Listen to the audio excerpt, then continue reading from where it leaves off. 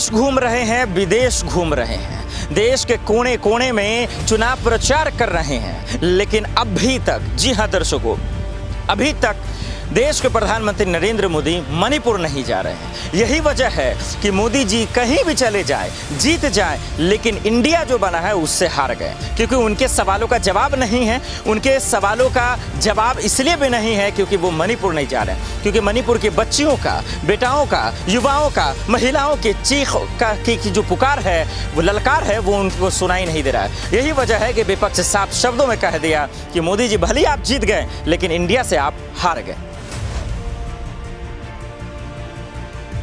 जब इंडिया सामने हो तो डर वाजिब है, और इंडिया को अपने सामने खड़ा देखकर प्रधानमंत्री मोदी डर गए हैं, घबरा गए हैं, बौखला गए हैं। लेकिन घबराइए मत मोदी जी, क्योंकि इंडिया पूरी तरह से मणिपुर के साथ खड़ा है। इंडिया मणिपुर के आंसू पोंछेगा, उनको ढांढस बंधाएगा। इंडिया पूरे देश की मोहब्बत मणिपुर तक पहुंचाएगा। ये इंडिया का वादा है। लेकिन आप कब तक रणछोड़ बने रहिएगा? आप कब बात करिएगा मणिपुर में? आप कब शांति की अपील करिएगा? 36 सेकंड मणिपुर पर बोलकर उत्सुक राजनीति करके आप बच जाइए। मणिपुर इस देश का हिस्सा है। आप प्रधानमंत्री हैं, कोई पार्ट टाइम टेलीप्रॉम्प्टर पढ़ने वाले नायक थोड़े हैं। इस देश के प्रधानमंत्री को मणिपुर में सदन में बोलने से क्या डर है? आज देश ये सवाल पूछ रहा है। कब तक भागे भागे फिरिए? और असलियत यह है कि आप पानी पी पी कर विपक्ष को कोसते कोसते आज इस देश के खिलाफ खड़े हो गए। आपने इस देश को, आपने इंडिया को ईस्ट इंडिया कंपनी और इंडियन मुजाहिदीन के समकक्ष खड़ा कर दिया, और इसके लिए आपको देश माफ नहीं करेगा। लेकिन एक सवाल है, क्या skill India, startup India, digital India, खेलो इंडिया, आपका new India, BJP for India, ये इंडियन मुजाहिदीन की एजेंट है क्या?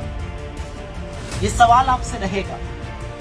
लेकिन एक बात याद रखिएगा, और मैं समझती हूं आपका डर, क्योंकि इंडिया के आगे तो कभी कोई जीतता ही नहीं है, और ये तो इतिहास साक्षी है। याद रखिएगा मोदी जी, जुड़ेगा भारत, जीतेगा इंडिया।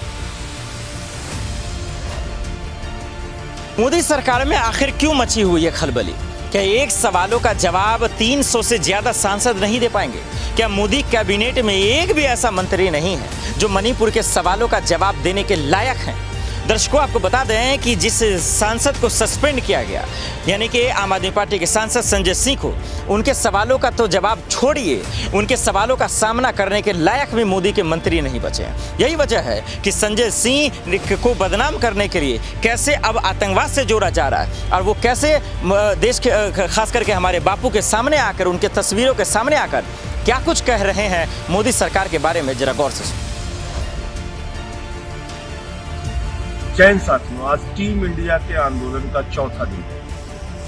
3 रातें इसी संसद परिसर में एक ही आवाज लगाते रहे हम लोग कि प्रधानमंत्री जी सदन में आइए और मणिपुर की हिंसा पर जवाब दीजिए। देश का एक हिस्सा जल रहा है। महिलाओं के साथ बलात्कार की घटनाएं हो रही है, दरिंदगी हो रही है, हैवानियत हो रही है, छोटे छोटे बच्चों का कत्ल हो रहा है।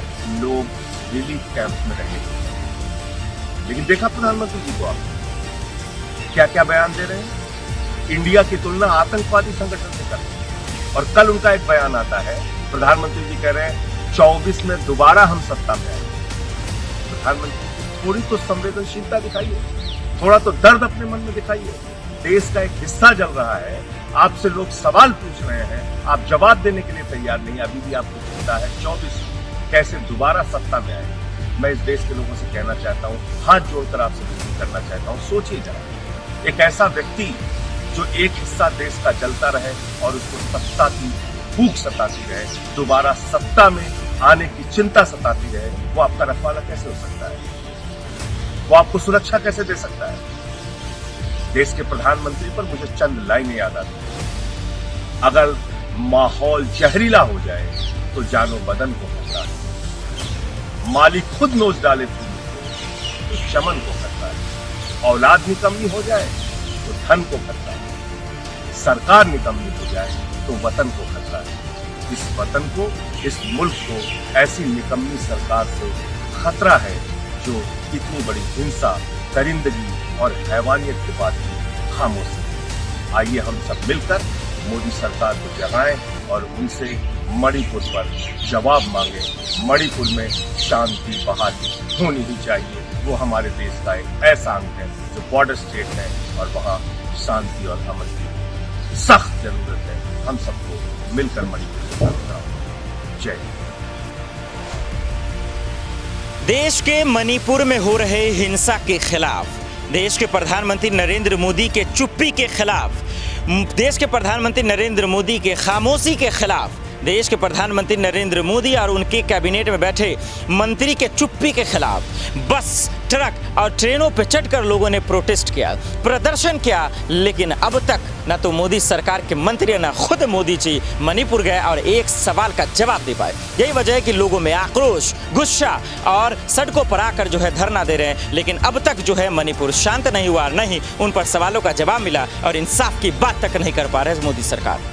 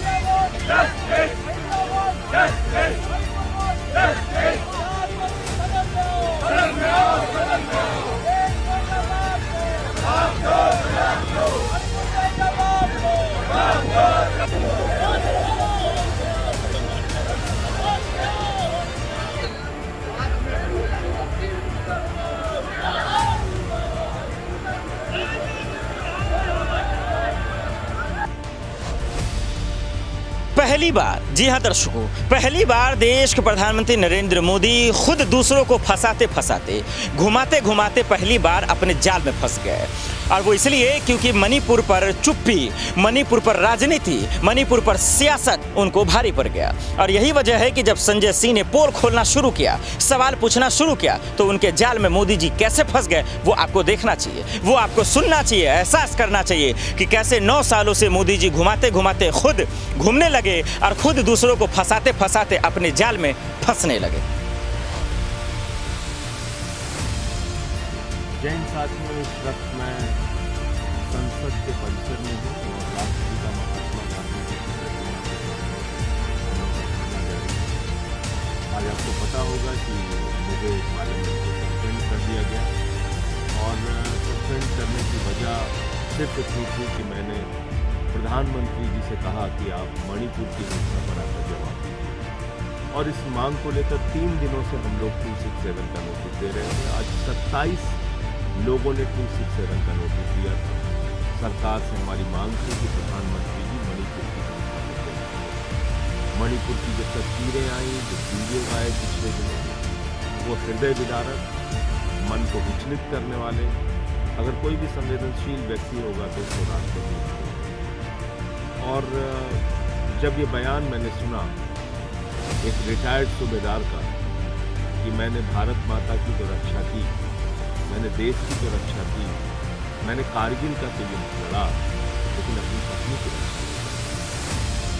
यानी ये जब पता चला कि उसमें से जो 2 महिलाएं थीं, उनमें से एक महिला जिनको 2 महिलाओं को नंगा करके परेड कराया गया, उनमें से एक महिला का पति वो कारगिल युद्ध में हिस्सा ले चुका है और आर्मी का रिटायर्ड सूबेदार। भारत माता इस घटना से शर्मिंदा है, 140 करोड़ लोग इस घटना से शर्मिंदा है, लेकिन हमारे प्रधानमंत्री को शर्म नहीं है। वो नारा देते हैं बेटी बचाओ का, बेटी पढ़ाओ का, बड़ी बड़ी बातें करते हैं। प्रधानमंत्री जी कैसे आप खामोश रहते हैं?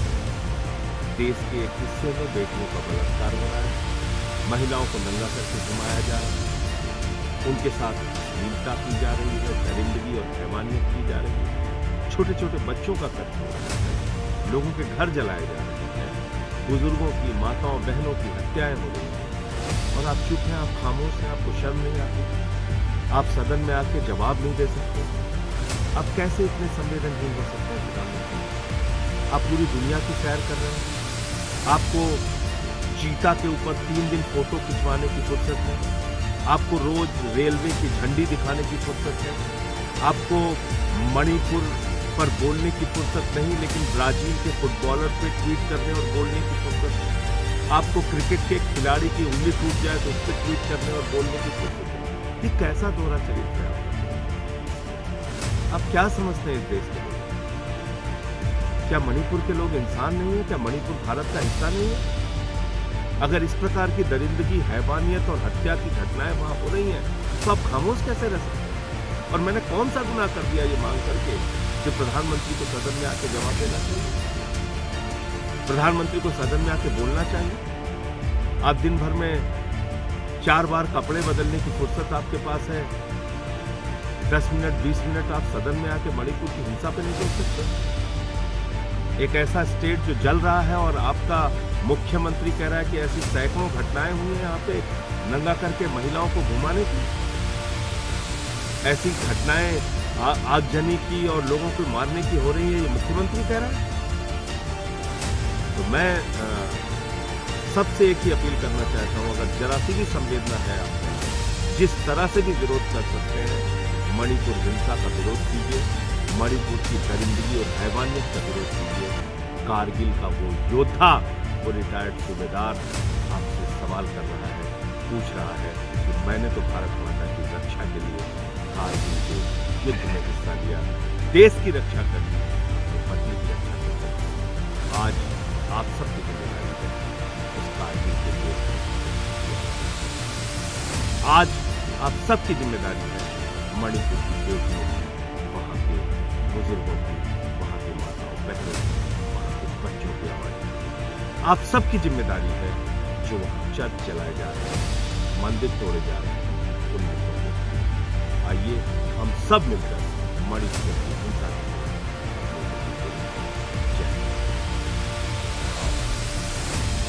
सिर्फ मणिपुर को ही नहीं, पूरे देश को जला रहे हैं देश के प्रधानमंत्री नरेंद्र मोदी और मोदी सरकार। ये आरोप दरअसल राहुल गांधी की है। वो राहुल गांधी जिसको लेकर स्मृति ईरानी संसद में हंगामा करती हैं, जो हमने आपको दिखाया।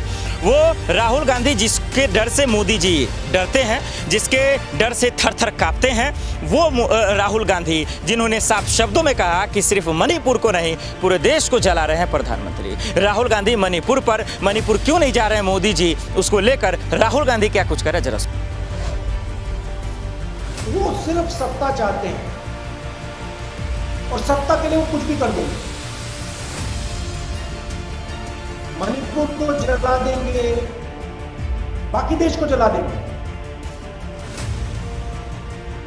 हरियाणा, पंजाब, उत्तर प्रदेश, सारे देश को जला देंगे, क्योंकि इनको सिर्फ सत्ता चाहिए और कुछ नहीं चाहिए। इनको देश के दर्द से कुछ फर्क नहीं पड़ता, दुख से कोई फर्क नहीं पड़ता, इनको सिर्फ सत्ता चाहिए। और ये लड़ाई है। एक तरफ आप बैठे हो, आप कांग्रेस पार्टी के भविष्य हो, आपके दिल में देश प्रेम है। जब देश को चोट लगती है, कहीं भी हो, मणिपुर में हो, तमिलनाडु में हो, जम्मू कश्मीर में हो, उत्तर प्रदेश में, कहीं भी हो, जब देश को चोट लगती है, देश के किसी नागरिक को चोट लगती है, चाहे वो हिंदू हो, मुसलमान हो, सिख हो, ईसाई हो, तमिल बोलता हो, बंगाली बोलता हो, आपके दिल में चोट लगेगी एकदम। आप उदास होगे, आपको पता भी नहीं लगेगा मूड क्यों खराब हो गया, मगर उनके दिल में ऐसी कोई बात नहीं। आरएसएस के लोगों को, बीजेपी के लोगों को कोई दर्द नहीं हो रहा, कोई दुख नहीं है उनके दिल में। कि हिंदुस्तान को बांटने का काम यही करते हैं।